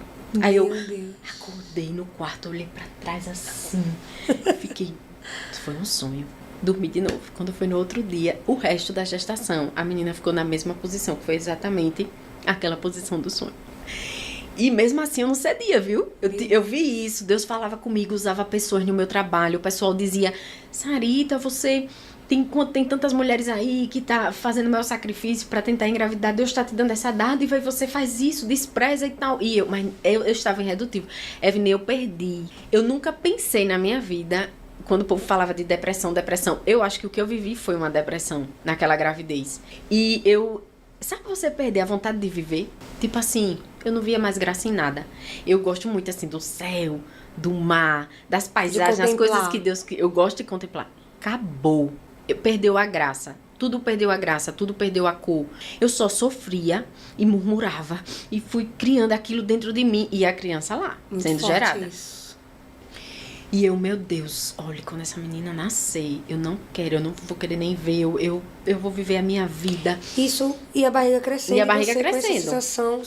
E Deus provendo tudo. Meu Deus. Deus provia tudo. Olha, o enxoval, muita coisa eu ganhei. Outras coisas a minha irmã, a gente vai hoje comprar. Pegava na minha mão, ela e minha mãe levava e a gente ia. E Deus foi usando pessoas e foi abençoando e a barriga crescendo. Só que era assim, a barriga crescendo. Mas eu, de alguma forma, no meio daquela depressão, daquela agitação, daquela rejeição, já existia um amor, porque a criança foi começando a mexer. Então, você já vai, entendeu? Assim, criando aquele... Meu Deus, eu tô gerando um ser e tal, eu tenho que ter cuidado com isso aqui. Então, involuntariamente, Deus também foi fazendo isso acontecer. E o pai dela, a gente ainda tentou ficar junto, não dava certo, separava. Ele dizia, eu lembro que uma vez eu perguntei assim pra ele, o que é que você quer da sua vida? Você tem que decidir. E ele olhou assim pra mim, eu vi que ele foi sincero naquela resposta. Ele olhou assim pra mim e disse, eu não sei. Ou seja, ele não sabia o que ele queria. Não era aquilo que ele queria, não para aquele momento, não com esta pessoa, não dessa forma. Da mesma forma que eu também não queria desse jeito.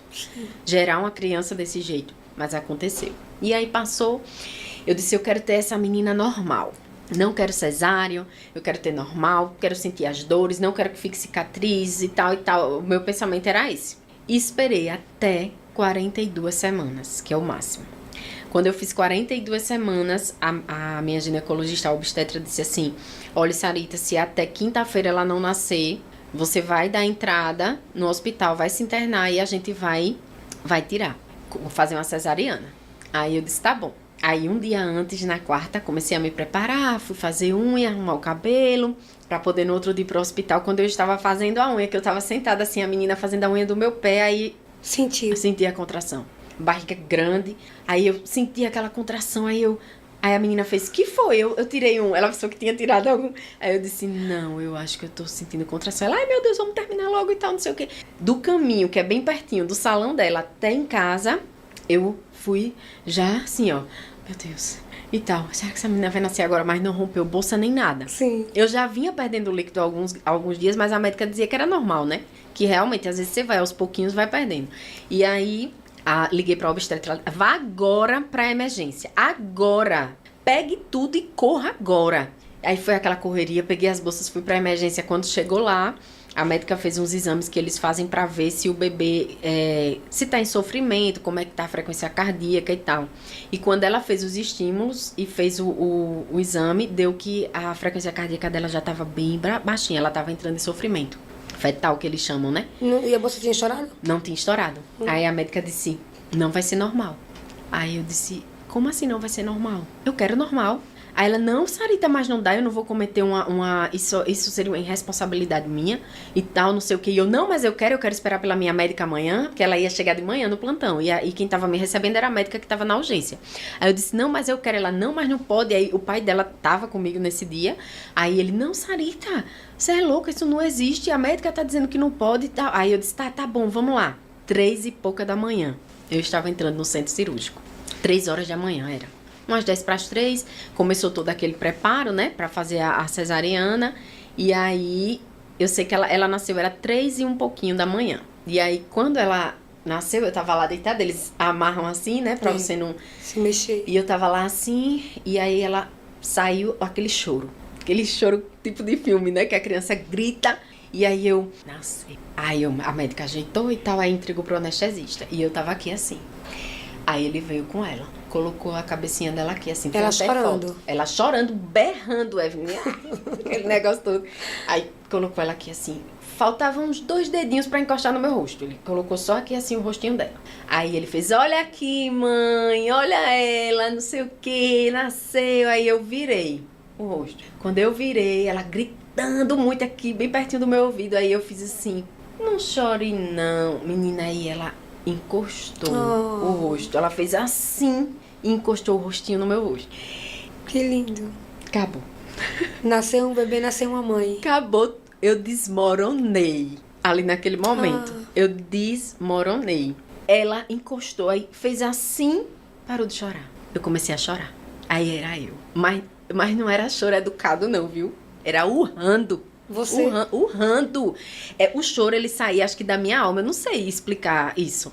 Evelyn, era uma mistura de arrependimento com meu Deus, me perdoe, Jesus, me perdoe, minha filha, me perdoe por tudo que eu falei, me perdoe por tudo que eu pensei, me perdoe por tudo, por cada gesto, por coisas que eu falei, me perdoe, eu amo muito, muito, muito você. E ali eu já tava chorando de urrar, que eu acho que ninguém entendia nada. O anestesista não entendia, a médica que tava já fechando não entendia, porque saía de dentro assim da minha alma mesmo, aquele choro. E aí eles, a gente vai levar ela pra medir, fazer tudo, e ali eu fiquei urrando, a médica lá costurando e eu lá, urrando, chorando desesperadamente, porque só Deus e eu sabia o peso que aquele gesto, aquilo tudo ali tava tendo pra mim. Daquele inocente, né? E dela e meu, né? De tudo que eu tinha enfrentado, de tudo que eu tinha passado com ela, de tudo que eu tinha sentido, de quantas vezes eu tinha dito, eu não quero, eu vou doar, e acabou. Acabou ali naquele momento, eu me arrependi muito de tudo isso.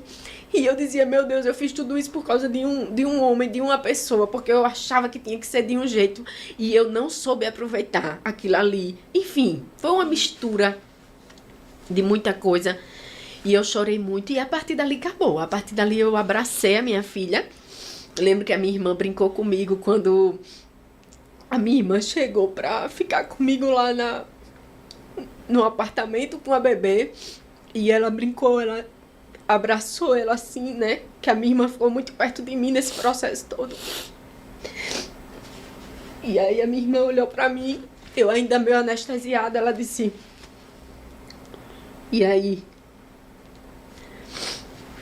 Ainda tá pensando? Ainda vai querer dar?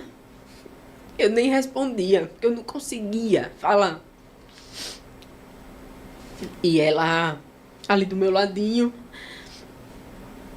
E eu, de jeito nenhum. Que ali eu já sabia que... Eu já sabia todas as besteiras que eu tinha feito, né? E aí eu comecei a cuidar dela. Todo mundo dizia assim... Eu tenho uma amiga que ela é psicóloga e ela me acompanhou nesse processo todo. E eu sei que foi Deus que levantou ela. Tanto como psicóloga, como também cristã e amiga. Pra orar junto, conversar e tal. Uma amiga minha de trabalho que me acompanhou nesse processo, a Mari. Ela me ajudou muito, assim como muitas outras pessoas ajudaram. Eu tive uma rede de oração, de apoio e tal, naquele momento, de amigos. Mas ela estava comigo dia a dia lá, né? Que eu ia trabalhar todos os dias. Eu trabalhei até praticamente 9 meses de gestação normal.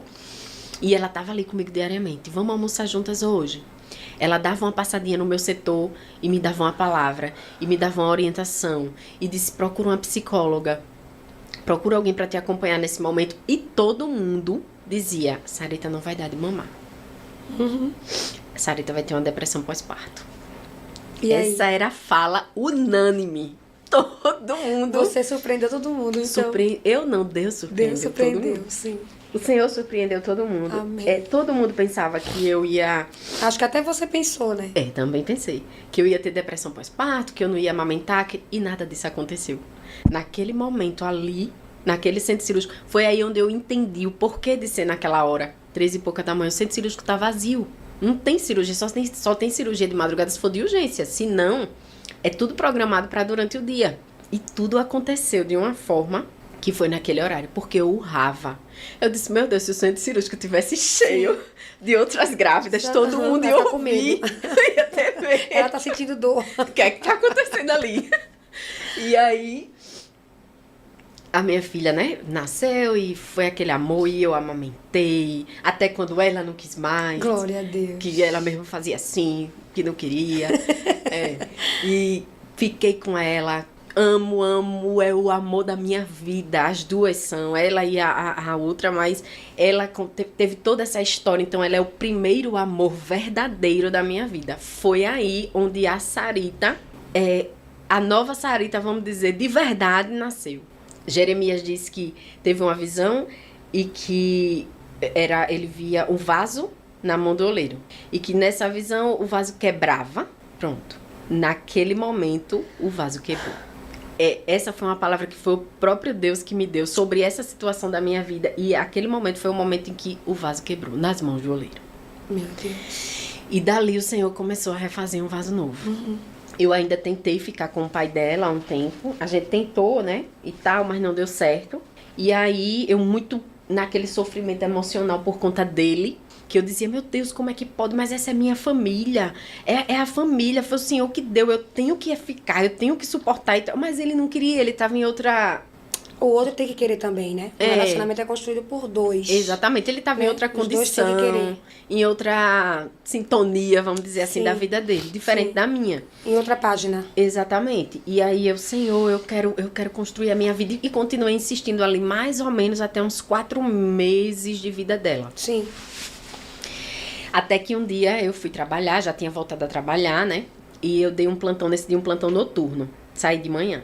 O plantão tinha sido aquele plantão bem difícil, não dormir à noite e tal, aquela correria. Então eu já cheguei em casa nesse dia arrasada. Pelas perdas do plantão, por tudo. Já cheguei arrasada. Tomei um banho, aí fui dar de mamar ela, ajeitar ela e tal, nanana. Quando foi à tarde, que ela foi tirar um cochilo, eu muito angustiada, ainda estava naquele processo que eu lhe disse que eu não via graça em nada, sabe? Meu Deus, se não for desse jeito, não tinha, nada tinha graça pra mim. Às vezes eu andava pelas ruas da cidade, passava ali na orla, que eu acho lindo, eu acho a minha cidade linda, e eu ficava, ai que lindo, que mal lindo. Nada fazia sentido. Parecia que tudo era cinza. Sim. E aí, nesse dia, eu disse, ela dormiu à tarde, foi tirar o cochilinho da tarde, eu coloquei ela lá na cama e do lado da cama eu dobrei o joelho. E eu costumo dizer que eu dobrei o joelho naquele dia como um gatinho filhote. Porque só Deus e eu sabia como eu tava. Eu tinha vencido aquela parte com ela, de mãe e filha, mas todo o resto tava. E aí eu dobrei o joelho naquela tarde e peguei uma toalha. E como a gente disse, com a face no pó mesmo, eu me derramei. Naquele dia eu me derramei. Eu disse, Deus, eu não quero mais isso pra minha vida. Eu sei que não é isso que o Senhor planejou pra mim. Eu sei que o Senhor tem o melhor. Eu sei que o Senhor quer cumprir as promessas que o Senhor me fez. E eu não quero mais ser essa Sarita que escolhe por conta própria. Que eu olho e digo, eita, eu acho que vai dar certo, eu acho que é esse, eu acho... E todas as vezes eu quebrei a cara. Eu quero viver aquilo que o Senhor determinou pra minha vida. Eu quero viver as promessas. Eu quero que o Senhor coloque uma pessoa na minha vida que realmente queira um compromisso comigo. E também que assuma minha filha como um pai. Que seja alguém, Senhor, teu, na tua presença. Enfim, foi assim a oração, eu não quero mais isso, eu não quero mais sentir isso, eu quero um ponto final, eu não quero mais sofrer dessa forma, eu quero que o Senhor organize a minha vida emocional, eu quero que o Senhor organize a minha mente. E, menina, eu não sei quanto tempo eu passei de joelhos. Eu colocava a toalha assim na boca para não acordar ela e para minha mãe lá fora não escutar. E ali eu fui chorando e falando. Tinha momentos que eu nem falava, eu só chorava, só gemia e... É nesses momentos que o Espírito Santo, né, leva com gemidos inexprimíveis mesmo para o Senhor. E ali eu ficava, foi um tempão, não sei quanto tempo eu fiquei de joelho nesse momento. Quando eu terminou, que eu levantei, a toalha estava molhada. O chão tinha uma poça. Mas quando eu levantei, Evelyn, daquela oração. Você fez jus a seu nome. Não, Fez era jus. É, isso mesmo, é de Deus. Eu digo, eu dobrei o joelho como um gatinho filhote, mas eu levantei como um leão daquela oração. Meu Deus. Ali eu disse, Deus, é só até aqui. E agora é com o Senhor.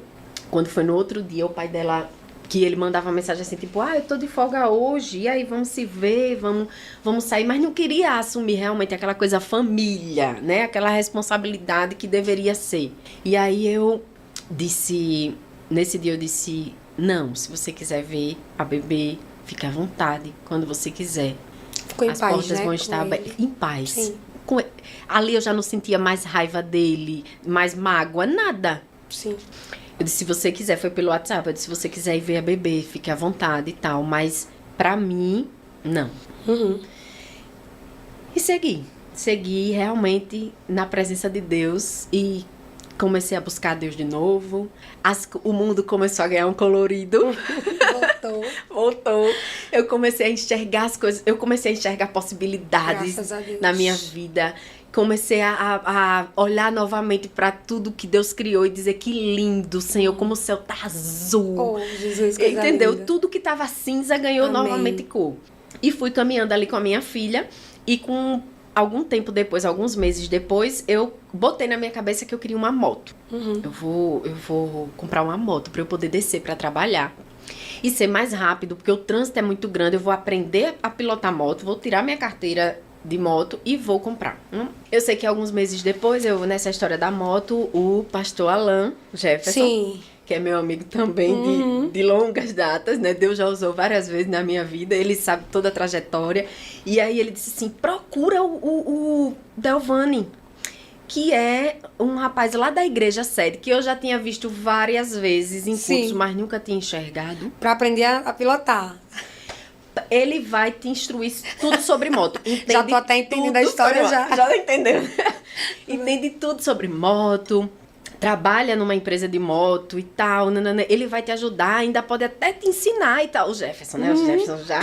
Visionando Jefferson. já. Ele é visionário É já. visionário, E ele já tinha em outra conversa falado pra mim, fulano, tu tá aí sofrendo e fulano. Mas aí eu, tipo, Sim. não tinha, tava cega, né? E aí eu comecei a falar com ele no Face, eu disse, oi, boa tarde, paz do Senhor, eu tô pensando em comprar uma moto e tal, não sei o que. Aí ele deu toda a atenção. No Face, que ano foi no esse? Face, foi. Qual foi agora? Eu não tinha não o zap dele. Não, mas tem um Aí Instagram. eu fui pelo Face. Tinha não ele. Não, né? Ele usava muito o Face. Aí eu fui pelo Face e falei, aí eu falei com o Jefferson e tal, ele disse, não, faz o seguinte, me passa teu número que eu vou passar para um vendedor que eu tenho aqui na loja e ele vai te ajudar, vai te orientar, então eu acho que a PCX seria uma opção legal para você, nananana. Aí eu disse, tá bom, obrigada. Ele, olha, ele vai ligar agora para você, que eu já tô passando seu número para ele. Aí eu disse, tá bom, na mesma hora o celular tocou. Aí eu falei com o rapaz explicou tudo, não sei o quê. Quando eu desliguei o telefone, ele me mandou uma mensagem no Facebook. Eu posso também salvar o seu número no WhatsApp e falar com você mais tarde, quando eu chegar em casa? Aí pode, mas, né, vamos lá. Aí quando foi à noite, ele, boa noite e tal, e começou a conversar e foi criando ali uma amizade. Até então não tinha nada de segundas intenções, né? A gente foi criando amizade, conversando sobre moto. Ele foi falando pra mim da vida dele pessoal, eu da minha e tal. Ele achava que eu era casada quando me viu grávida na igreja, enfim. Sim. E ali foi se criando realmente uma amizade, uma história. Demorou um tempo pra gente sair pessoalmente, a gente ficou só conversando pelo Zap. Se via na igreja no culto, mas oi, Pai do Senhor, mas não, nada de físico. Sim. Só conversa. Nesse inteirinho você já tava cantando? Já tava cantando. Sim. E aí, a gente, depois acho que de mais de um mês, ele disse, vamos sair pra jantar? Olha, um encontro. Aí ai meu pai, vamos lá, a gente já tá conversando mesmo, né? Vamos lá, não custa nada. E fomos jantar, nesse dia a gente só jantou, conversou bastante. Ele falou, eu dizia pra Deus, não manda pra mim ninguém com filho não, que eu não quero. Aí quando ele falou isso, na hora do jantar, né, a gente ali, aí eu falei, como assim? Então o que é que você tá fazendo aqui? Aí ele, não, mas calma, deixa eu terminar de falar. Mas no seu caso foi diferente. Aí ali a gente conversou e tal, passou dias depois de novo para se ver, para poder ter o primeiro beijo, todo aquele processo de como realmente As deve etapas, ser, né? que eu pulava todas antes. Sim. Antes eu pulava todas as etapas. É muito importante você seguir passo a passo as etapas Pois é. certinho. Eu pulava as etapas antes, fazia tudo do meu jeito e sempre dava errado. Eu só perdia tempo. Porque eu escolhia, eu dizia, vou fazer assim, vai ser assim e tal.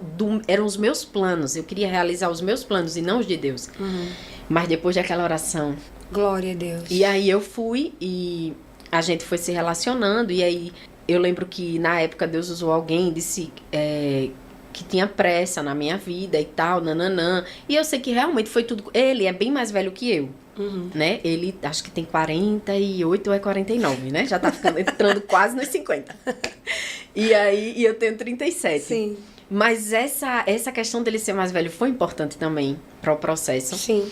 E Deus tinha pressa na minha vida e tinha na dele também. Porque é um homem que já estava caminhando, né? A gente tá junto há 5 anos, então ele já estava caminhando para os 50 anos, já estava com mais de 40. E aí a gente decidiu casar e a gente casou. E na lua de mel, a gente foi pra Sergipe. Foi tudo assim, ó. Meu Deus. Foi tudo assim. Quanto tempo de namoro levado de casamento? A gente começou a sair realmente, né? A ter esse contato físico. De sair antes, a gente tava só conversando. Sim. No WhatsApp. E esse contato de sair foi em julho. E a gente casou dia 30 de outubro. 3 meses. Foi. Rapaz, bateu o recorde. Eu que fui em 9, eu achei que já foi o ápice. 3 meses. E aí, Amém. na lua de mel, quando a gente foi, eu engravidei. Pouco depois, eu tava grávida da minha segunda filha. Eita, Glória. Aí, tudo bem, passou a gestação, veio pandemia. Na pandemia, eu grávida, trabalhando, aquele estresse todo, aquela pressão, e foi tudo Deus trabalhando. Quando a minha filha nasceu, ela nasceu com problema cardíaco e ficou na UTI 9 dias. Eu não levei ela pra casa, ao contrário da primeira, que eu saí com ela ali agarradinho, essa eu tive que ir embora e deixar ela lá. Que foi também, aí é a visão de Jeremias, a hora que o oleiro começa a refazer o vaso. Porque Glória a primeiro, Deus. o Senhor quebra o vaso. Porque naquele molde que o vaso tá, não serve, não vai, não dá. Aí o que é que o oleiro faz? Ele quebra. E depois, ele refaz a nova moldura do jeito dele. E pra refazer essa nova moldura dói também, né? Porque ele molda daqui, aperta dali, é todo um processo.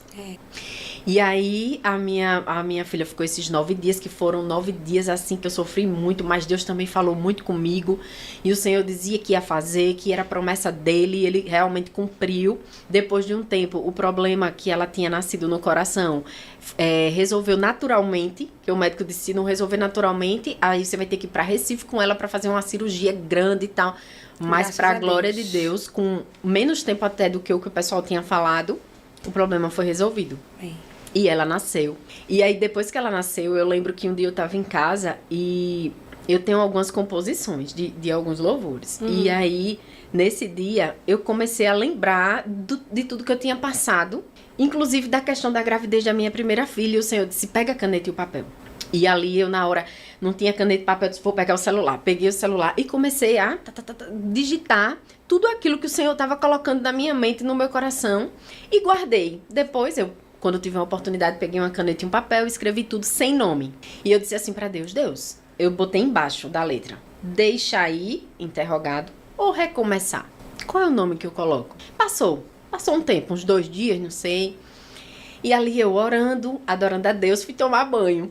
E louvando ali a Deus no banheiro e conversando com o Senhor e tal, e tal, e tal. E naquele momento, eu fortemente senti no meu coração, a gente só pode recomeçar quando o primeiro deixa ir. É isso mesmo. Aí eu disse, eu fiquei parada na hora assim, eu disse, meu Deus. O velho tem que sair para o novo entrar. O velho tem que sair para o novo entrar. O nome é Deixa Ir. Trechinho. Porque primeiro, você tem que desapegar. Você tem que soltar as bagagens. Sim. Eu tinha muita bagagem. Sim. Tava tudo aqui. É. E pra onde eu ia, eu levava elas comigo. E você tem que tirar Isso. pra poder você realmente recomeçar e viver o novo de Deus. Isso. A novidade de Deus. Aquilo que o Senhor tem pra sua vida. Lançar você... sobre ele primeiro. Exatamente. Você deixa aí aquilo que tem que ser deixado pra trás. E você segue pra recomeçar. Amém. E viver a novidade de Deus na sua Glória vida. a Deus. Você gravou essa música? A gente tá finalizando ela agora. Eita, vai dar um Que trechinho foi aí, outro né? milagre, viu? Dá um trechinho bem rapidinho aí da música. Foi outro milagre de Deus.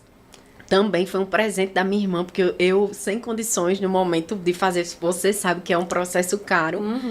E a minha irmã disse, se eu vender a minha casa, que ela foi embora pro Canadá, eu vou te dar de presente essa composição. Glória a Deus. E ela deu. E a gente tá finalizando ela agora, até Diego mandou pra mim hoje, dizendo, finalizou, irmã, Oh, já vai pra glória. parte do clipe. Ô, glória! E foi o Senhor, e foi diante desse processo todo. E assim, eu creio que Deus vai, através desse louvor, levantar muitas vidas que estão precisando deixar ir para recomeçar e viver a novidade de Deus. Canta. Eu vou cantar só um pouquinho. Um pouquinho, né? Esqueça o passado, viva o presente e creia no melhor para o seu futuro. Deus já está a preparar. Esse Deus é fiel, maior que o mar, dono do ar. Permite a prova, mas também a prova. Ele vai fazer acontecer o impossível. Levante e creia, não é o fim. Você vai chegar. E eu creio nisso. Eita, glória! Eu creio nisso, porque foi o que o Senhor fez na minha vida. Glória a Jesus. Eu só consegui viver o novo no dia que eu dobrei o meu joelho. Soltei tudo que tinha que deixar pra trás. O velho e homem. aí o Amém. Senhor começou a fazer Amém, a novidade Jesus. na minha Glória a vida. Deus. E assim, hoje, né, eu tô vendo promessas se cumprirem, é porque é muita coisa, né? É, muita coisa. Eu queria tanto que você tivesse falado do câncer também, que você passou por um processo assim, Tô né? passando ainda. Sim. Tô passando ainda pelo processo. Teve diagnóstico. Tive um diagnóstico de câncer e no começo foi um baque, porque... Quando você ouve a palavra CA, Não, É quando eu li lá, difícil. adenocarcinoma, aí eu e agora? fiquei sem chão, comecei a chorar, mas Deus também foi conduzindo tudo e fiz 3 procedimentos cirúrgicos, né? Como eu tinha te falado, o terceiro foi sexta-feira que passou, e aí... tô ainda nesse processo de recuperação, feliz, porque no meio desse processo o Senhor tá me dando a oportunidade de gravar uma composição autoral, que Já é uma pensou? coisa que eu nunca imaginaria. Meu Deus. Que diante daquele não que eu dei lá atrás, eu achava que não tinha mais jeito pra mim nesse sentido, mas o Senhor foi abrindo as portas e foi mostrando que é Ele que faz, não somos nós.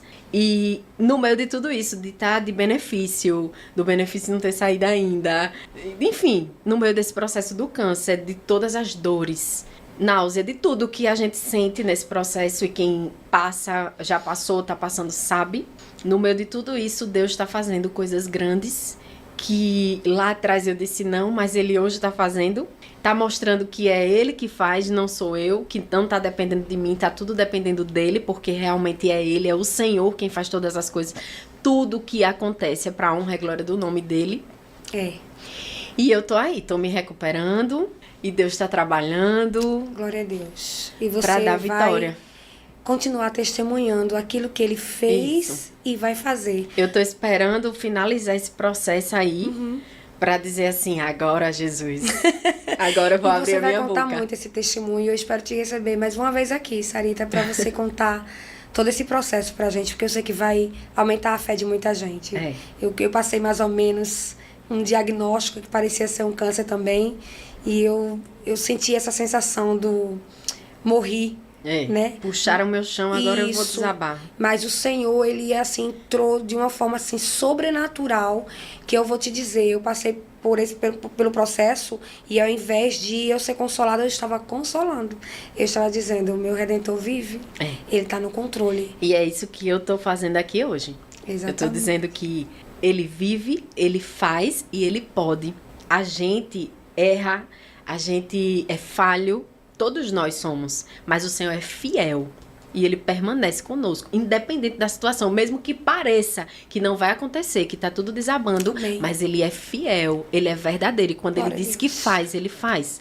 Quando Ele diz que pode, é porque Ele pode. Aleluia.